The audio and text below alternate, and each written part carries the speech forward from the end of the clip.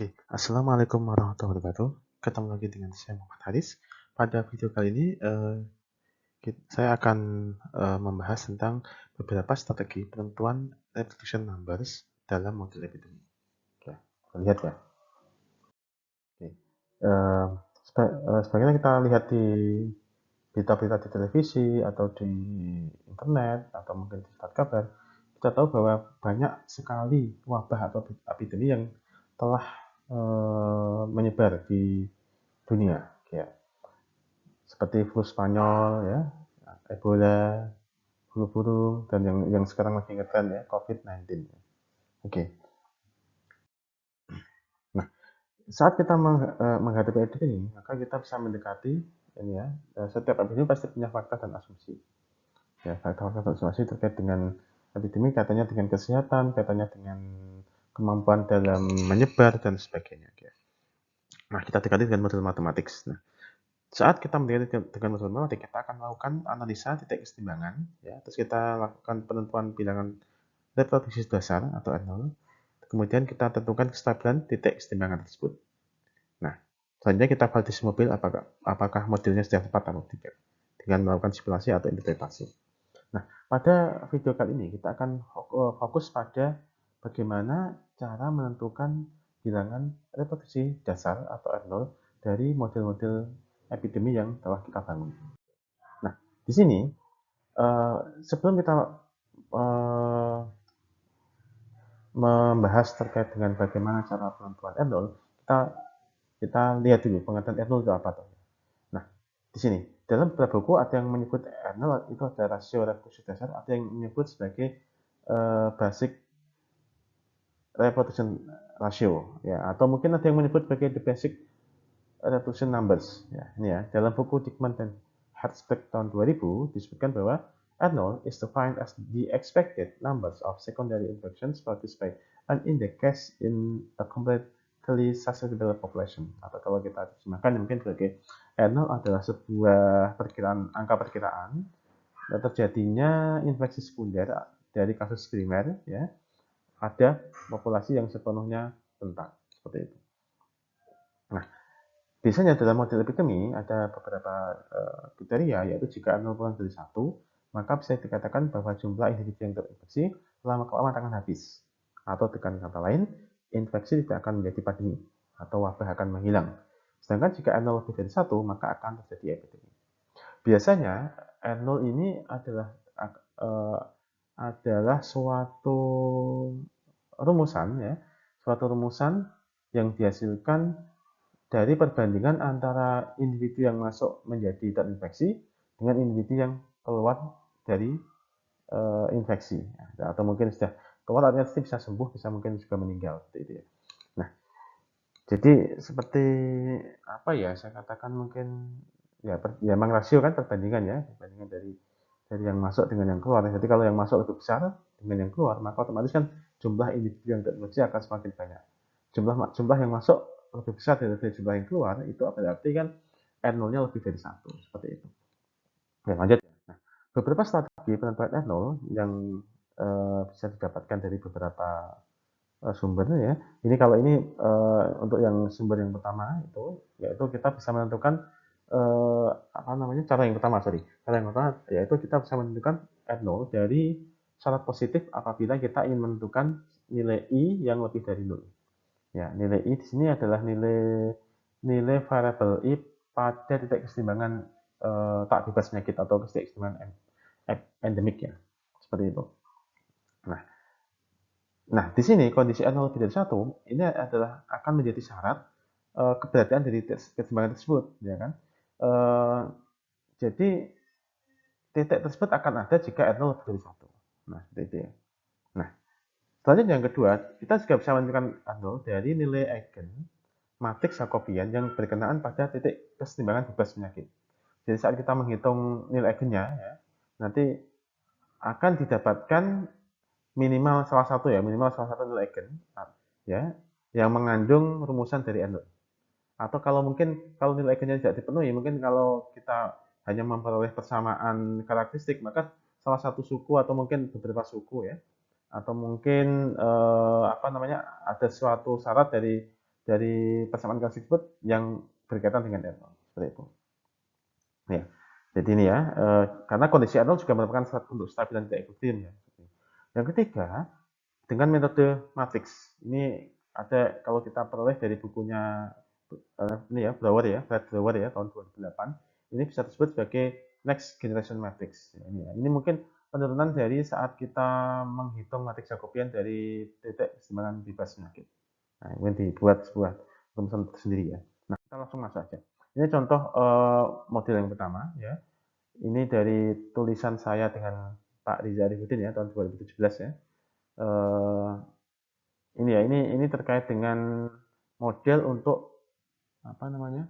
Model untuk penyakit epidemi flu ya, flu musiman ya dengan treatmentnya. Nah, saya menggunakan populasi konstan ya. Ini kita lihat kalau dengan cara yang pertama, kita boleh lihat dari model ini. Nah, ini kita turunkan menjadi karena populasi konstan bisa kita apa namanya? Kita buat menjadi proporsi ya. Jadi awalnya I besar jadi kecil ya. Dengan S kecil, I kecil, tau kecil dan R kecil adalah proporsi untuk masing-masing jumlah individu yang berkenaan dengan kelasnya masing-masing. Nah, di sini Anda lihat, saat kita menghitung I bintang, ya, I bintang akan positif jika ini syaratnya, ada ini. Ya, 1 min alfa kali 1 min P plus mu per beta. Nah, ini akan positif jika ini juga positif ya, yang saya beri tanda kurung ini ya. Nah, untuk yang P ini kan proporsi jadi nggak masalah ya. Kalau P di sini kan ini nilainya di antara 0 dan 1. Jadi ini 1 min P pasti nilainya positif. Jadi yang syarat dari I bintang ya, syarat I bintang positif adalah nilai dari yang saling kali ini juga positif. Ini menghasilkan rumusan dari N0, yaitu N0 sama dengan beta per alfa kali 1 min P plus P plus mu. Nah, kalau kita bandingkan dengan cara yang kedua, ya, saat kita menghitung matriks Jacobian di titik keseimbangan bebas penyakit, maka kita akan memperoleh, ya, ini kalau kita masukkan ke matriks Jacobiannya, maka akan diperoleh, nah ini, nilai eigen yang ini, yang keempat. Nilai eigen yang keempat adalah beta min alfa kali 1 min P plus P plus mu. Kalau kita, kalau kita buat menjadi rumus yang memunculkan perbandingan, maka akan diperoleh rumus seperti ini, beta per alfa kali 1 min P plus P plus mu min 1. Nah, ini juga sama, lambda 4 akan positif jika, nah, ini kan berkaitan dengan N0 ya, nah, ini yang sering kali. Nah, itu. Nah, cara ketiga ya dengan metode matriks, di sini kita untuk metode matriks atau next generation matrix, jadi kita tentukan kita tentukan untuk kompartemen epidemik ya. Kompartemen apa ya? Saya katakan kalau dalam bukunya itu adalah kompartemen yang berkaitan dengan I. Ya. Jadi kalau ini kan modelnya kan yang berkaitan dengan I kan hanya satu kompartemen ya, hanya I aja ya, kelas I ya. Nah, maka di sini kita tentukan. Jadi F adalah F1 itu adalah nilai positif dari kelas I tadi ya. Terus V besar itu adalah apa namanya? Ya, ini kurang sama dengan ini ya. V besar adalah nilai positif dari ini ya, bukan nilai positif ya, nilai negatif dari kelas I tersebut. Jadi, tapi dengan tanpa nilai minus ya. Jadi kalau saya buat ini kurang sama dengan ini. Ini harus sama dengan sini. Ini harus sama dengan sini ya. Nah, kita lihat di sini nilai I. Nilai positif yang F itu kan beta SI. Ya kan, yang nilai negatifnya kan alfa kali. Nah, ini alfa ini adalah nilai V. Ya. Terus nah, ini ya sampai I. Seperti ini. Nah, selanjutnya kita tentukan F besar. Ini kan F cantik dengan V cantik. F besar Q itu adalah turunan dari F cantik tadi ya, atau F1 tadi terhadap I. Maka kita beta S. Sedangkan V besar Q itu adalah turunan V1 terhadap dengan ini ya, ditentukan terhadap I ya. Maka diperoleh alfa kali 1 min P plus P plus mu. Ya, selanjutnya kita masukkan nilai dari titik keseimbangan bebas penyakit ke masing-masing F dan V. Ya, ini kan sudah F-nya kan diganti 1 ya, jadi menjadi beta.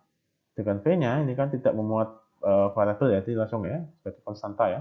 Terus kita cari inverse ya. Ini kalau V-nya bentuknya matriks, cari inverse ya. Ini karena matriksnya kan 1 kali 1, jadi inverse-nya ya tinggal 1 per itu ya. Nah, kita kalikan ya K sama dengan F besar kali V inverse. Maka diperoleh nilainya adalah ini. Terus kita cari nilai eigen dari matriks K tadi, yaitu lambda I min K. Karena cuma 1 kali 1, maka langsung ketemu lambdanya ada ini. Nah, apabila matrixnya tidak 1 kali 1, maka ditentukan nilai eigen terbesarnya ya. Tapi ini dengan syarat apa namanya, saling berkaitan tadi ya nilainya. Nah, saya lanjut ya untuk contoh yang kedua.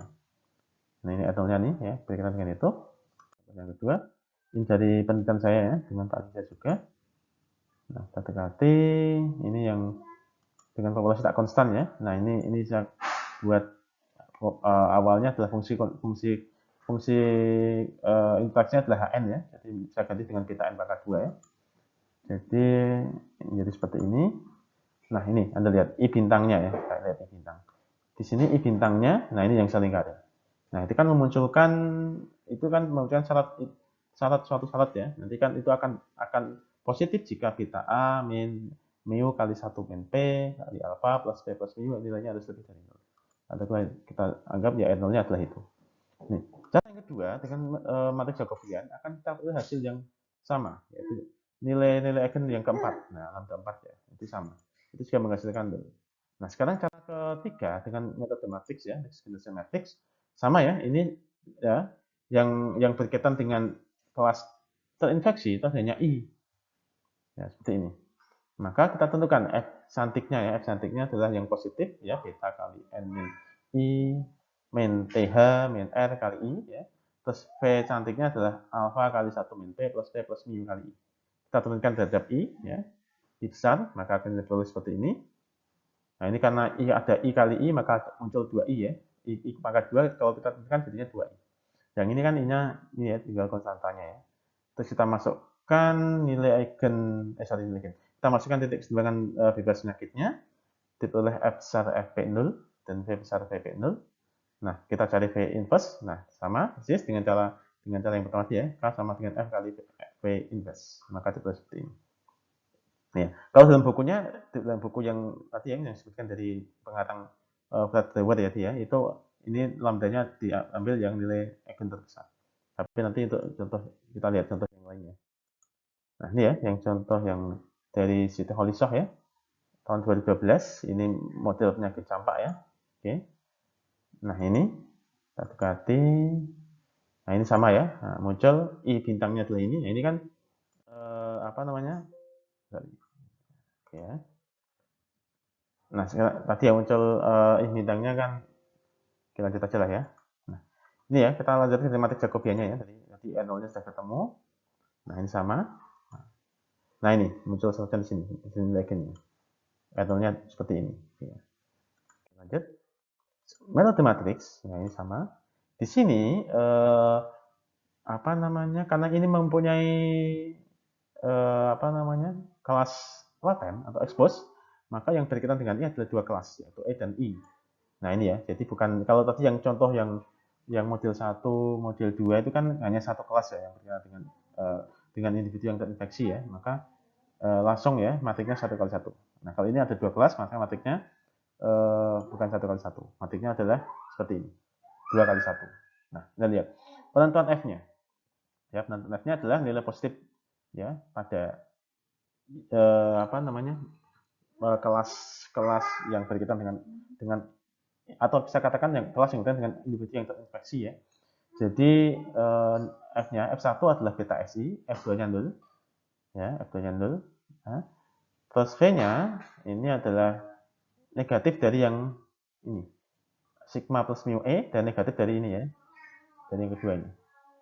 Jadi seperti itu. Jadi yang V1 artinya itu yang apa namanya? menambah ke I ya, itu menambah ke I kan beta SI. Sedangkan yang V2 itu yang keluar dari I. Nah, keluar dari I kan minus dari ini ya. Ini kan keluar dari I diambil positifnya ya. Ini kan sama sigma. Sigma kan dari sini ya. Nah, kita kasihkan minus. Nah, kita cari sekarang. Terus ini kita cari matriksnya ya.